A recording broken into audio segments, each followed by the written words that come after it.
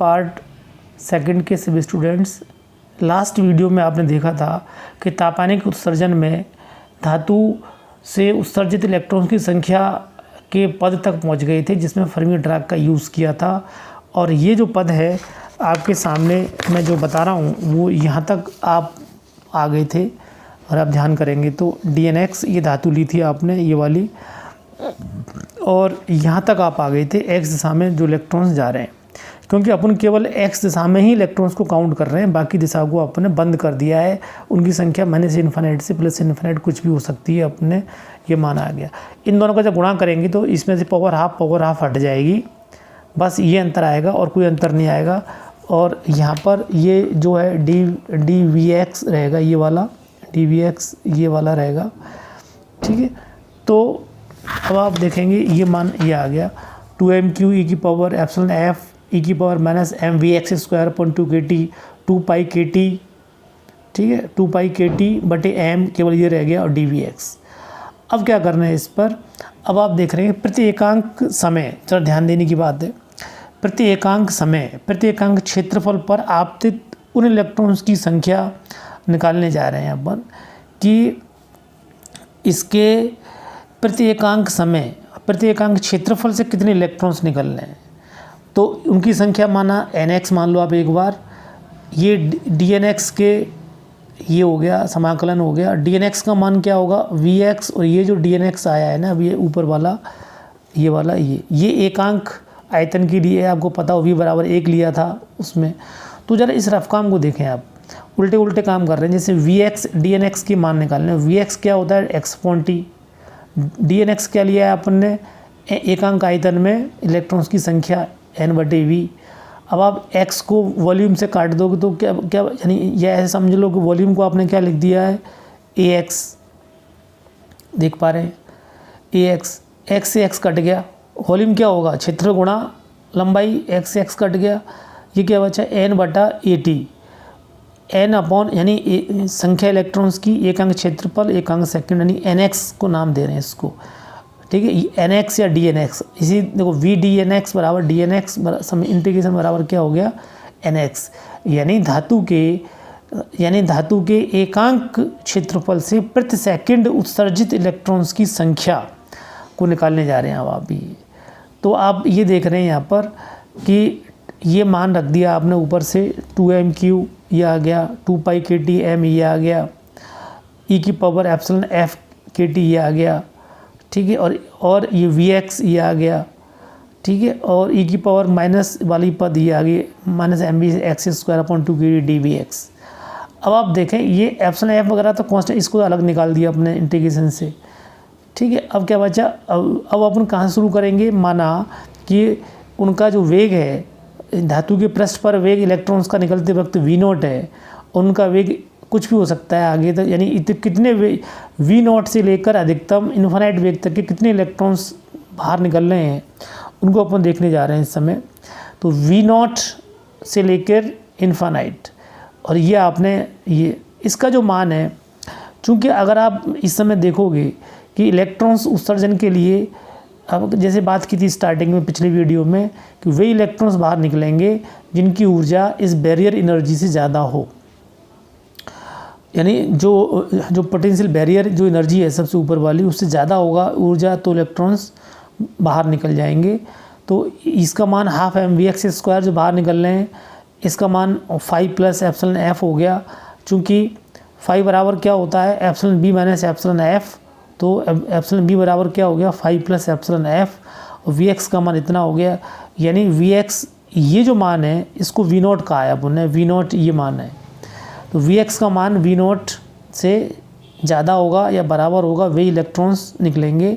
तो ये जो V0 है या V0 से ज़्यादा, यहाँ पर आप देख पा रहे हैं कि जो ½ mvx² का जो मान है ये वाला, ये 5 + εf ये यहाँ रख दिया, ½ mv ये मान यहाँ रख दिया / kT। अब ये जो यानी इस पर ये जो मान यहाँ रख दिया आपने, साथ में क्या है ये Vx है। इस पूरे समाकलन का मान आपको किसी भी ज़्यादा उसमें नहीं जाना है, kT/m e⁻⁻⁴ phi plus epsilon F upon K T ही आएगा। ये अलग से एक बहुत बड़ा विषय है जिसको आप निकालेंगे। तो ये मान ये आ गया, एप्सिलॉन एफ से एप्सिलॉन एफ कट गई, ई की पावर माइनस फाइव बटा के टी ये रह गया। ये अब धारा घनत्व का मान निकाल रहे हैं। धारा घनत्व जे एक्स बराबर क्या होता है कि आवेश बटे क्षेत्रफल। अब एन एक्स ई क्या है, आवेश है, ठीक है। एन एक्स क्या चीज़ आपने ली है, एकांक समय में प्रति एकांक क्षेत्रफल से। तो एन एक्स में क्या छिपा हुआ है, बटे एरिया तो छिपा ही हुआ है, ठीक है। और ई क्या हो गया, आवेश हो गया, आवेश, और टी भी नीचे छिपा हुआ है, ये ना प्रति सेकेंड। तो आवेश बटे टी क्या हो गया, धारा, और बटे नीचे क्षेत्रफल भी आ रहा है ये। ई एन एक्स में क्या हो गया, एन एक्स में क्या छिपा हुआ है, बटे टी भी छिपा हुआ है, बटे ए भी छिपा हुआ है। क्योंकि आप यहाँ से देख पा रहे हैं ये वाली चीज़, प्रति एकांक समय प्रति एकांक क्षेत्रफल। तो एन एक्स में नीचे टी भी है, नीचे ए भी है। टी ई बटे टी करोगे तो धारा हो गई, और ठीक है धारा, और एन एक्स बटे ए करोगे तो क्या होगी, एकांक क्षेत्रफल में कुल धारा। तो ऊपर धारा बटे क्षेत्रफल क्या हो गया, कुल धारा बटे क्षेत्रफल, यानी धारा घनत्व हो गया, धारा घनत्व। तो ऐसे ई एन एक्स, इसमें आप क्या करोगे, ई का गुणा कर दो। तो 4 पाई एम, ये जो आ रहा था एम स्क्वायर, एम के square T square H Q, ठीक है। ये एम स्क्वायर तो आ ही रहा है, ये रहा एम स्क्वायर ई के ये। तो इसको कांस्टेंट मान लें आप, तो ये क्या बन गया, जे बराबर ए टी स्क्वायर ई की power minus five upon K T. इसी को क्या बोलते हैं, रिचर्डसन डुस्मान का समीकरण कहते हैं। इसको ए मान लिया आपने, इस चीज़ को पूरे को। ए का मान कितना होता है, लगभग 120 गुणा 10⁴ ampere upon metre square kelvin square. ये इसका मान है इस वाली चीज़ का, क्लियर। तो ये जो मान है, चूँकि ए की विमा कैसे निकालोगे आप, ए टी स्क्वायर, इसकी भी तो कोई विमा होगी नहीं, ई की पावर कोई विमा नहीं होती है सदैव। तो ए की विमा बटे टी स्क्वायर आएगा, जैसे बटे केल्विन स्क्वायर आया है। जे बटे टी स्क्वायर, जे की विमा क्या होती है, एम्पियर बटे मीटर स्क्वायर, धारा बटे क्षेत्रफल, और टी स्क्वायर यानी के स्क्वायर।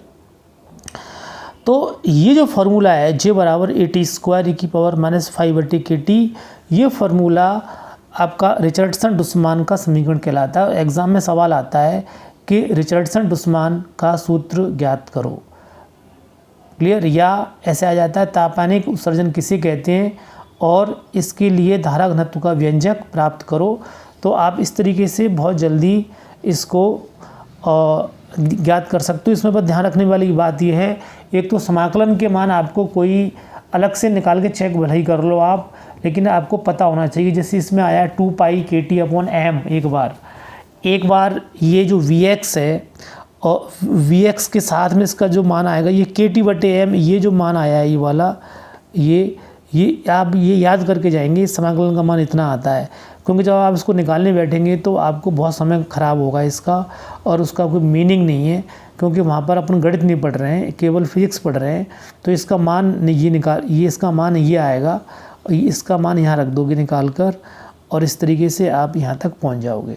तो इसमें मूल जो बात थी वो क्या थी कि तापानिक उत्सर्जन को कॉन्सेप्चुअली समझना, धातुओं से इलेक्ट्रॉन्स का उत्सर्जन प्रवाह जो होता है पर सेकंड।